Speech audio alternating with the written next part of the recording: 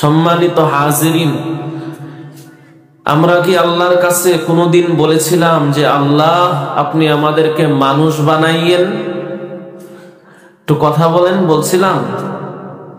তাহলে আল্লাহ তাআলা যদি ইচ্ছা করতেন আমাদেরকে ছাগল আর গরু বানাইতে পারতেন কিনা?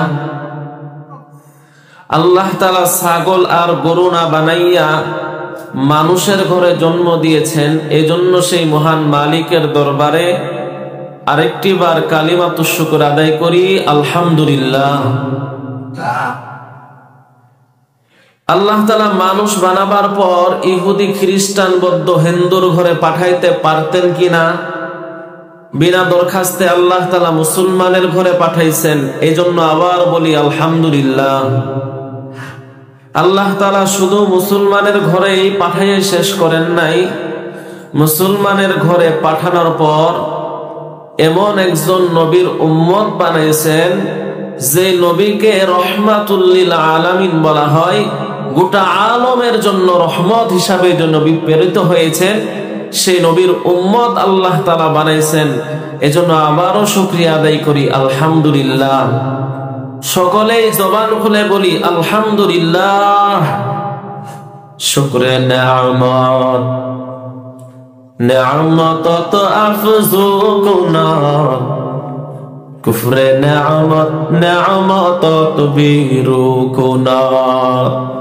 শুকরে নেয়ামত রা কামালে মিদহাত, গাফেলারা গুশে মালে মিদহাত।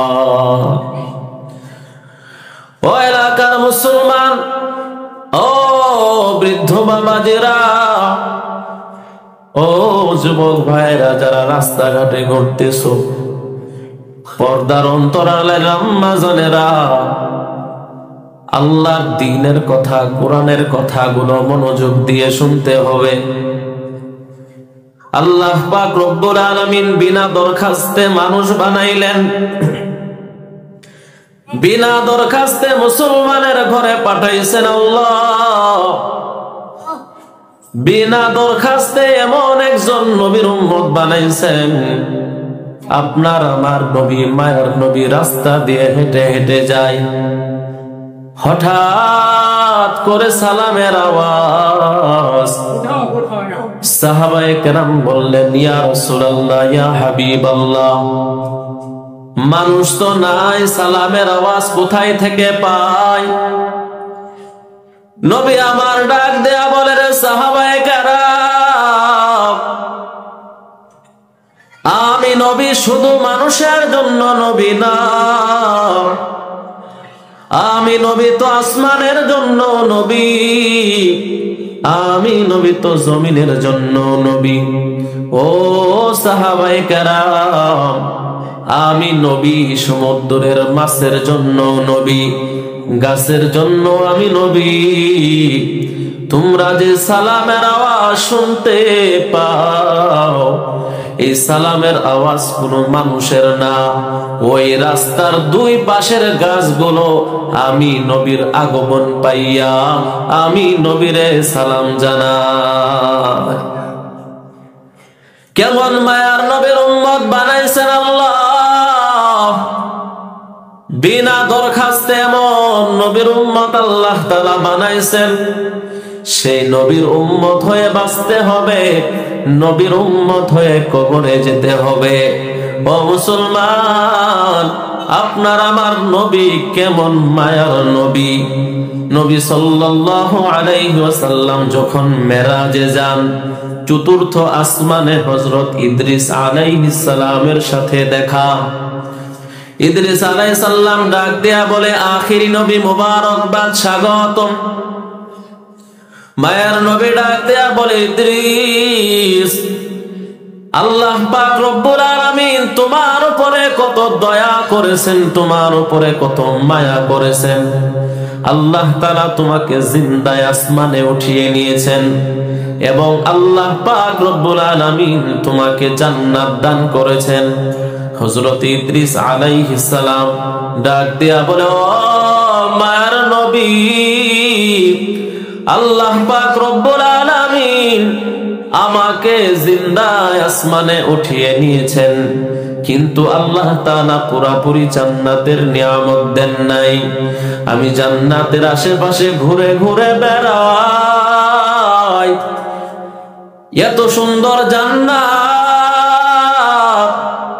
ওই জান্নাতের সৌন্দর্য দেখে জান্নাতের গেটের পাশে গিয়ে দাঁড়াই, জান্নাতে বড় ঢুকতে মনে চায়। যখন আমি জান্নাতে ঢোকার জন্য চেষ্টা করি, ওই গেটের ভিতর থেকে কে যেন আওয়াজ দিয়ে বলে, রে ইদ্রিস, এই জান্নাতটা তোমার জন্য না, এই জান্নাতটা হচ্ছে আখিরি নবীর উম্মতের জন্য।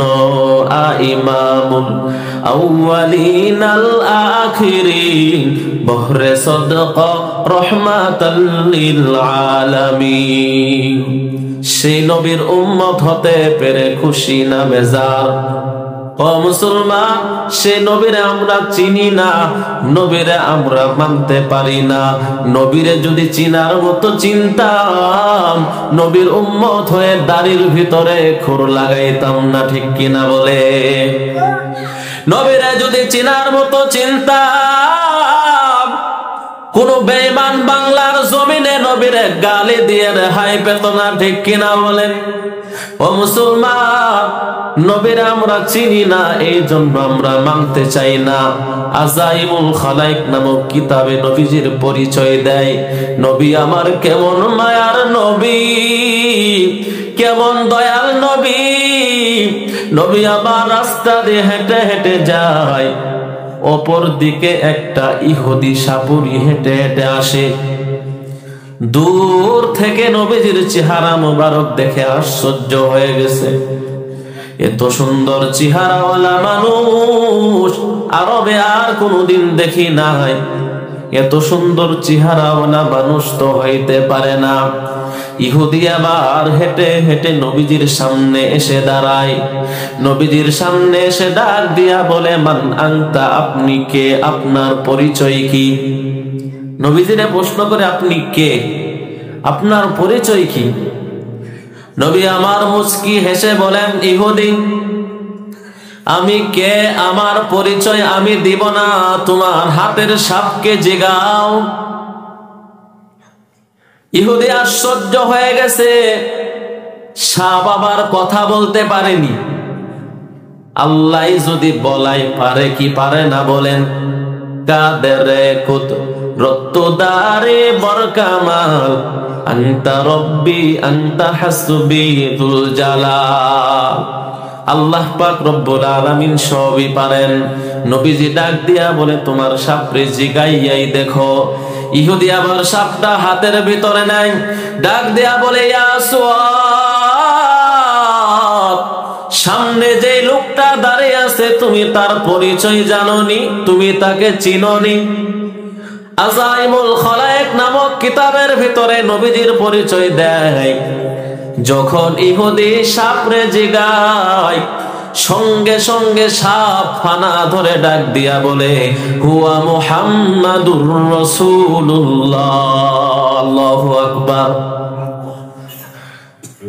তিনি হলেন আল্লাহর রাসূল। ইহুদি বলে, আল্লাহ আবার কে? নবীজি ডাক দিয়া বলে, তোমার সাপরে জিগাও আল্লাহকে। ইহুদি আবার ডাক দিয়া বলে, ইয়া সুয়াদ, তিনি আল্লাহর রাসূল, আল্লাহ আবার কে? এবার সাপটা আবার ফানা ধরে ডাক দিয়া বলে, আজ-জমিনে খুশকে রুয়া নদবিয়া, আসমারা বেসুতু দারত নেগা। ও ইহুদি মালিক, তুমি যে জমিনের উপরে দাঁড়ায় আছো, উপর দিকে তাকায় দেখো, খুঁটিবিহীন আসমান যিনি ঝুলায় রাখছেন তিনি হলেন আল্লাহ। আজ-জমিনে খুশকে রুয়া নদবিয়া, আসমারা বেসুতু দারত নেগা। সেই নবীর উম্মত আল্লাহ পাক রব্বুল আলামিন বানাইছেন। নবীর উম্মত হয়ে বাঁচতে হবে, নবীর উম্মত হয়ে কবরে যেতে হবে রে যুবক। আজকে মোবাইলে কত মেসেজ পড়ার সময় পাও, আজকে মেসেঞ্জারের অপেক্ষায় থাকো কে মেসেজ দিল। প্রিয় মানুষের মেসেজ পড়ার জন্য রাত্র জেগে থাকো। মহান আল্লাহ পাক রব্বুল আলামিন 1450 বছর পূর্বে বান্দা তোমার কাছে মেসেজ পাঠাইছে। কি মেসেজ পাঠাইছে? তুমি তো একবার আল্লাহর কালাম খুললা না, আল্লাহর কালাম পড়ার চেষ্টাও করলা না। আল্লাহ পাক রব্বুল আলামিন মানুষের শান্তি কামিয়াবি কোথায় লিখেছেন তুমি চিনলা না। আজকে আমরা মানুষ বড় শান্তি চাই, কিন্তু শান্তির পথে চলতে চাই না। শান্তি চাই, শান্তির পথে চলতে চাই না। আমরা সকলেই সফলতা চাই কি চাই না বলেন? ব্যর্থতা কি কেউ চায়? সকলেই সফলতা চায়, কিন্তু সফলতা কোন কাজে, কোন পথে, কোন দিকে আমরা জানি না। এজন্য অনেকে আমরা টাকা পয়সার পেছনে সফলতা খুঁজি। ফজরের নামাজ বাদ দিয়ে আমরা মাঠে ময়দানে রাত্রেও কাজ করি, ব্যবসার জন্য দোকান খুলে ফেলি।